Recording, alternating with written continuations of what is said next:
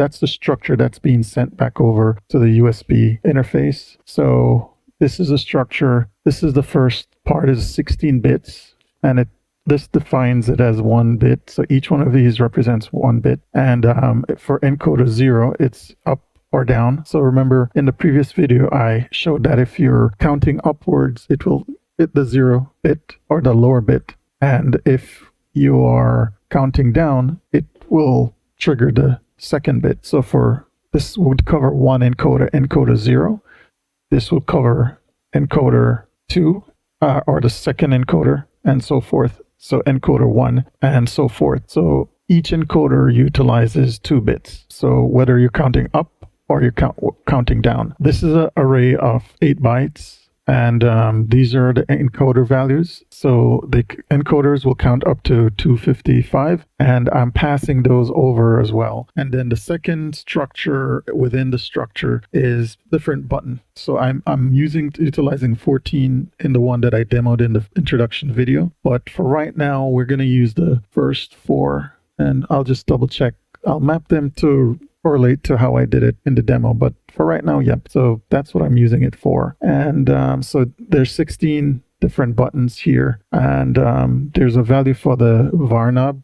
So basically, potentiometer will utilize this value at some point, and likewise, I'm actually utilizing this to return data from the computer or from the simulator, and these are output. So that is actually working, but we'll discuss that later. But notice when you declare these, or you define this structure, the attribute packed, when you use this, it makes sure that there's no bytes that are in between each structure. So it compacts it. So therefore this should give me a total of 20 bytes, and there's no padding bytes in between. So it removes any padding bytes. So if you're looking for, let's say, byte 0, which would be byte 1, which would be if you're indexing by the 0 index, this would only give you up to the first 8 bits. The second byte will give you the next 8, and so forth.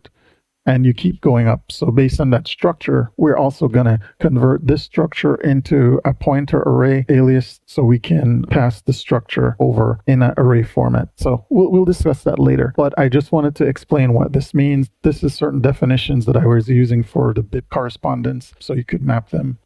So I just wanted to show you I'm using this because I defined it so you understand what it is. So we could continue on. So from here, let's just make sure I have everything that we need. These are the variables that I'm going to use to determine the buffer. So let's go back into the interface file. So if you notice, the first part of the structure is input, meaning we're sending that into the USB HID. So if you were to count all these bits and all these byte structures, they'll amount to 13 bytes. And then these for the output will amount to 7 bytes. So if you look here, this buffer interface for the HID avionics interface descriptor structure, when I declare this, when I'm only sending 13 bytes. So this creates a pointer to this structure, and it will go through and actually convert. I'll show you where I convert it. Eventually, I'll convert it to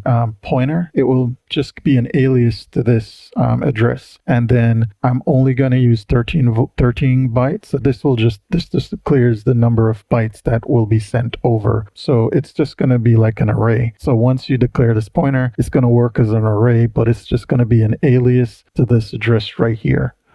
So it's going to have the same address starting point, and then you can increment up to 13 bytes to get the first part of the structure to send over. So, all right, so we'll just move on from here. I had to initialize this pointer with the address for the report buffer from the avionics, the HID avionics structure we defined, so it can convert it to like an array format, the byte structure. So let's continue. All right, so it's running. Let's go to the live expression. This looks like it's working, right? So our ADC is working. Perfect. Let's go into the buffer. And now it should be updated. The encoder values should update. So if I turn it, yep, they're resetting. Notice you'll see it's incrementing up. If I turn it down, it's incrementing. Right. Perfect. And then it works. So this is the channel 1 and channel 2. So if I turn it up, it does the incremental bit. If I turn it down, it shows the decremental bit, and vice versa.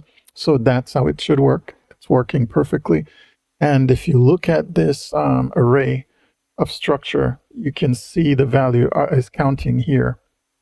So in encoder 1, as I turn it up, it is showing that, and we'll send that over. We're not currently using that in the HID descriptor, but on the other side in the cockpit, but at least you can see it works. So this is encoder 2, the second channel. As I turn it, it counts, and then it shows the incrementing values at the same time. So but let's just show you again with the camera on this time. So as I'm turning encoder 1, encoder 2, so it's going up, it's showing the incremental bit being triggered. Going down, it shows the incremental bit being triggered. And likewise, this second encoder, up, incremental bit, down, it's the bit. So that's working.